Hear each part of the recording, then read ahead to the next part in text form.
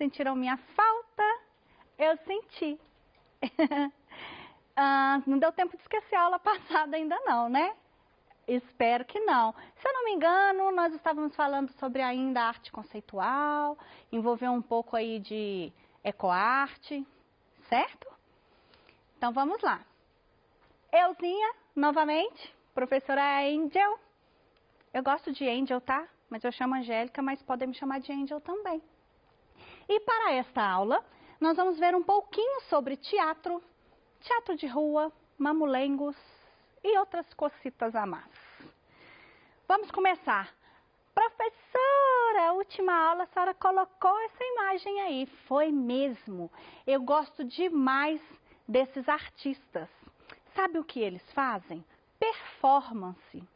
E a performance, conforme eu já falei para vocês há umas 2 aulas atrás, ela envolve várias linguagens artísticas, dentre elas o teatro, né? Esse Homens Azuis, eles fazem um teatro musical com os instrumentos feitos a partir do cano de PVC. Se já tiver a curiosidade de assistir a apresentação, nem que seja através do YouTube, gente, assistam. É muito bom. Eles misturam o cômico, eles são extremamente engraçados, eles interagem o tempo todo com a plateia.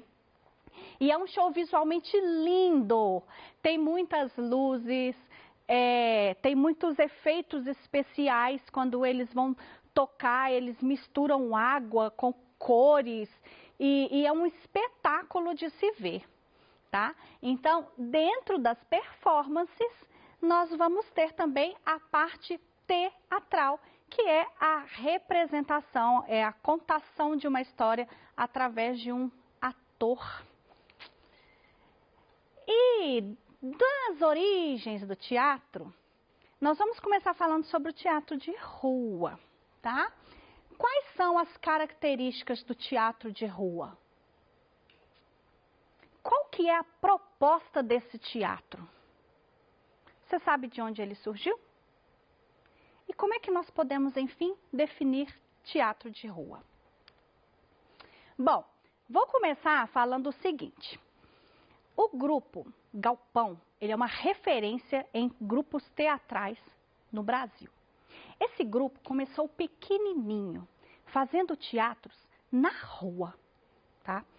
Com o tempo, ele foi tomando outras dimensões. Eles são um grupo muito estudiosos, eles estudam muito as linguagens cenográficas. E isso fez com que eles conseguissem permanecer no mercado, vamos dizer assim, de teatro. Eles surgem, esse grupo Galpão está fazendo 40 anos. A minha idade, tanana, novinho, né, gente? Eles são novinhos. E aí, nesse período, logo do surgimento deles, eles pegaram um momento muito difícil, onde tudo era barrado. E era muito difícil sobressair.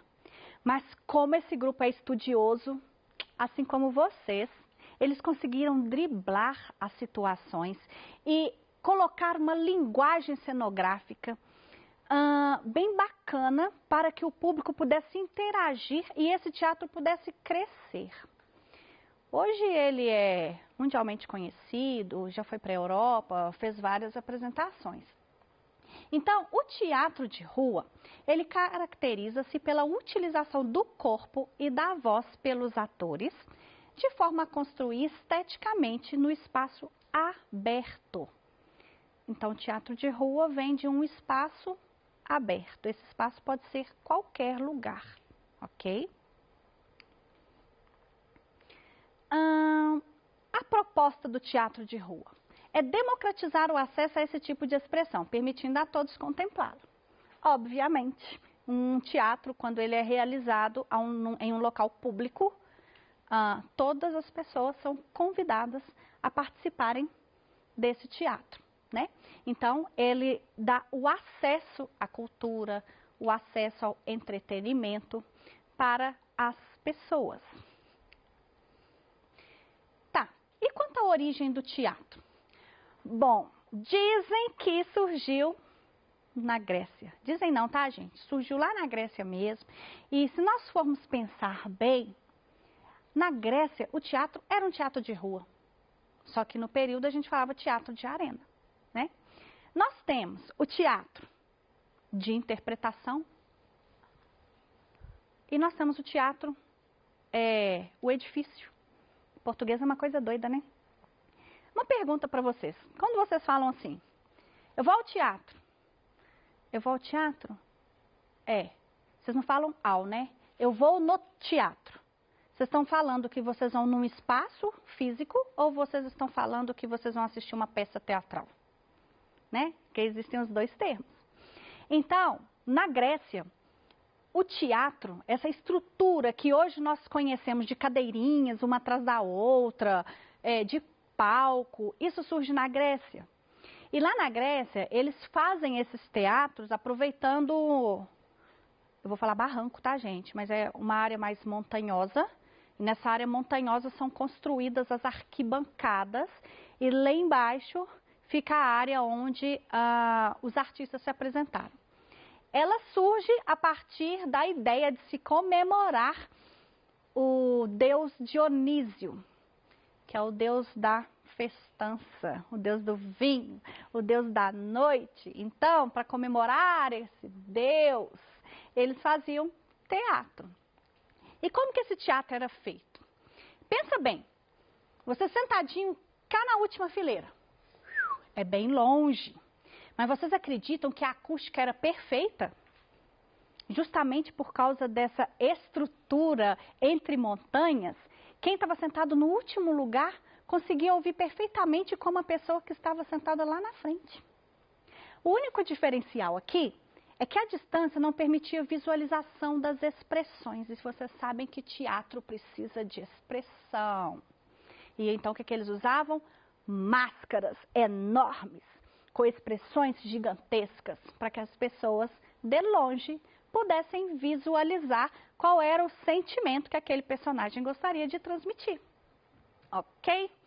Então vamos colocar isso. Existe também o teatro de sombra que teve origem na China, tá? Aí tem uma outra historinha bacaninha, diferente, que depois eu conto para vocês. Mas esse teatro de rua, nós vamos pensar sempre na origem grega. Então vamos definir o teatro de rua como um teatro que se produz em locais exteriores às construções tradicionais. Então saiu de dentro do edifício teatro e a peça teatral está acontecendo na rua, mercado, praça, metrô, universidade, todos os lugares públicos, nós vamos chamar de teatro de rua. E existe uma forma de teatro de boneco, chamado de mamulengo. Já ouviu falar em mamulengo? Ele tem origem lá no Nordeste. Sabe fantoche? Aquele? Então, é um mamulengo, de acordo com a nomenclatura do Nordeste. Mamulengo vem de mão mole, porque para você ser um bom manipulador de mamulengo, você precisa ter mãos moles. Daí o nome mamulengo. E é uma forma muito tradicional aqui no Brasil, esse tipo de teatro, que é diferente, tá, gente? Marionete é aquele que tem aqueles fiozinhos que liga o bonequinho, né? Que a gente anda com os bonequinhos. Esses são marionetes. E os que nós calçamos na mão são fantoches. Nesse caso, os mamulengos. Eles são feitos artesanalmente. Artesanalmente. Falei certo, né? Falei. Tá. Então, nós pegamos uma base ali do teatro, né? Bem pouquinha. E agora nós vamos mudar um pouquinho o nosso contexto. Porque eu quero que vocês entendam como que aconteceu a construção do conceito na arte. Eu quero deixar uma coisa clara. Eu estou enchendo a cabecinha de vocês de arte contemporânea, de arte conceitual, porque o conceito é arte, gente, mas as outras também continuam sendo, tá?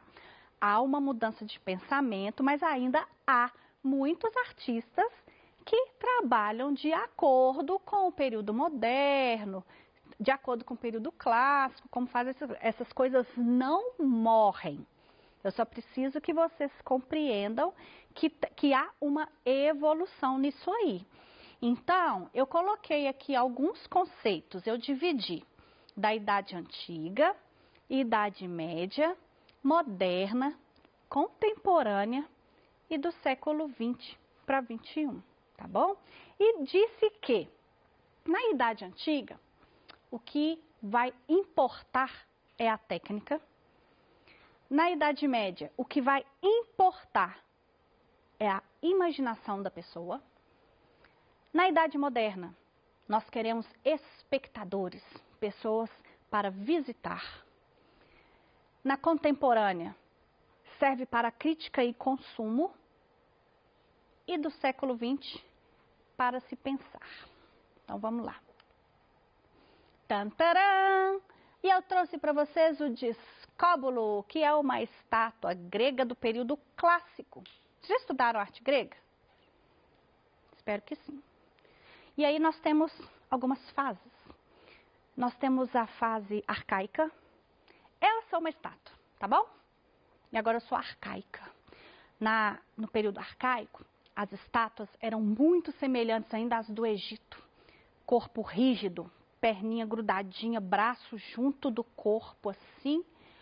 E um negocinho assim, ó. Vê se vocês reparam, hein? Reparou que eu dei um sorrisinho? Daquele cínico, assim, ó. As bochechinhas levanta só um pouquinho. É o chamado sorriso arcaico. Foi a evolução que eles conseguiram nesse período. Depois nós vamos para o clássico. O período clássico, a gente já consegue observar uma movimentação do corpo, um estudo melhor da anatomia. Olha que moço ensarado, gente! É o berço como é que é? Das Olimpíadas, a Grécia, né? As Olimpíadas surgem na Grécia e esse talvez seja a melhor representação desportiva na arte, né? Dentro da escultura. E aí o discóbulo, ele está naquele movimento assim de que eu vou lançar o disco, mas tem um pequeno problema. Olha a carinha dele. Segurando um peso danado na classe. Ele não tinha que estar sofrendo, não, fazendo, né? Igual, fazer aquelas forças. Então, ainda havia um pouco a ser desenvolvido, mas a técnica era precisa. Imagina esse tipo de polimento, olha os detalhes desse corpo. Bem bacana, né?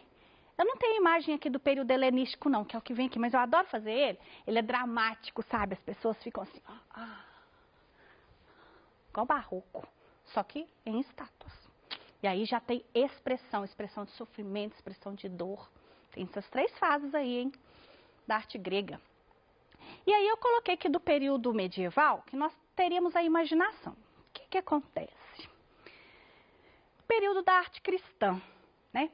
Então nós já estamos aqui na era de Cristo e tudo se volta para a igreja. A igreja católica detinha todo o poder. E a arte trabalhava em função da igreja. Então, as pinturas, elas vão nos contar histórias da Bíblia, histórias cristãs, né? E como não se podia fazer a representação real de uma pessoa, porque imagem de santo ninguém nunca viu, vamos dizer assim, né? Então, a representação era através da imaginação. Então, eles contavam a história através de desenhos que eram bem estilizados. Vocês podem perceber que não tem perspectiva, que não tem a preocupação em fazer sombra. A finalidade era simplesmente contar histórias, porque haviam muitas pessoas que não sabiam ler. Então, as imagens tinham que ser simples. E também não era usual colocar assinatura, tá? Nessas obras. O nascimento de Vênus. Não, gente, pesquisa essa história aí da mitologia que vocês vão adorar. Período do Renascimento, né? E aqui nós já temos o espectador, né? Era uma obra feita para a pessoa olhar e admirar a perfeição. Profundidade, perspectiva, a luz e sombra vão aparecer exatamente neste período aqui do Renascimento. E aí nós chegamos no período moderno. O moderno não é mais para você observar e apreciar a beleza. o moderno é para você pensar em comprar. Ai, foi um período de venda, tá? O período moderno, os artistas faziam suas artes, e aí, no caso de Andy Warhol, né, que usava inclusive figuras populares para dar uma popularização para suas obras, e essas obras caírem aí no mercado para venda. E essa que eu agrado demais, vamos colocar aqui arte atual, arte para se pensar. Essa aqui é a Vênus de trapos, Vênus dos trapos. Imagina, ela é a deusa da beleza. Mas olha onde ela está. Na porta do seu quarto. Você acha que eu não te conheço não, né? Olha lá, ó, sua mãe deixou lá a roupa para você guardar, passou, lavou e você está acumulando aquelas pilhas de roupa lá fazendo arte povera. Já ouviram falar em arte povera? Arte povera significa arte feita com coisas do cotidiano.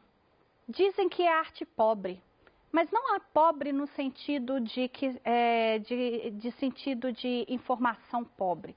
Pobre no sentido dos materiais estarem a qualquer lugar ao alcance de todos. Ela não é uma obra menos significativa do que uma arte grega, né? Porém, ela se apropria de coisas do nosso dia a dia, porque bem vocês sabem que o contemporâneo gosta da reutilização. Não é uma ideia? A preservação do meio ambiente, a reutilização de coisas? Sabe o que são esses trapos aí? Paninhos que o artista usava para limpar seus pincéis. Então, o que ele fez? Ele fez aqui uma comparação entre o passado e o presente. Nós temos o intelectual, que é uma pessoa para esculpir um mármore, tem que ter muito estudo e muita técnica. Então, nós saímos aqui da técnica, do intelectual, para o comum, para o que qualquer pessoa pode fazer, representada ali pela pilha de trapos. Nós temos o contraponto do branco. Gente, da Grécia, período grego, Renascimento, pintura branca. Não existe a cor negra, né? A não ser em situação de submissão. E isso acabou. Acabou. E a representação dessa cor, do colorido, da diversidade, está representada nessa pilha. A beleza, contra o feio da pilha de roupas, a confusão do dia a dia, a velocidade. O que mais nós podemos comparar aqui? Bom, é o clássico versus o contemporâneo. E aí fica para vocês pensarem na arte contemporânea, certo? Então é importante nós compreendermos que com o passar do tempo, a arte ela muda o foco, ela muda o olhar. Nós passamos aqui pelo período medieval, que era só de observar e contar história, ela não tinha aquela finalidade assim, nossa, que beleza de arte, né? Não, era somente para catequizar, vamos dizer assim, transmitir conhecimento. Quando a gente chega no período do Renascimento, é um período onde há o antropocentrismo, né? O homem passa a ser o centro do universo. Então, artisticamente, ele passa a ser representado com mais força, como um homem sendo o principal, e não mais Cristo como era na Idade Média. E aí a gente chega na Idade Moderna, idade de crítica, idade do consumo das artes, né? E esse consumo vai ser questionado. Por que a arte é só para quem pode pagar? E aí nós passamos a arte assim, para o conceito. Conceito se compra? Ideia não se compra. Ideia se aprende, né? Então, essa transmissão de mensagens que o contemporâneo traz. Perceberam que há uma grande mudança lá do iniciozinho até agora? Que bom que vocês perceberam, fiquei muito feliz com isso tudo. Então é isso. A nossa aula de hoje encerra por aqui e eu espero que vocês estejam acompanhando lá no PET. Tá tudo lá bonitinho. E, gente, mandem perguntas, tá? mandem perguntas, mandem suas dúvidas para que a gente possa esclarecer melhor para vocês. Enem adora arte contemporânea, ama, e o contemporâneo ele é muito vasto, tá? Vocês precisam de leituras, ok? Beijo para vocês, até a nossa próxima aula, até mais!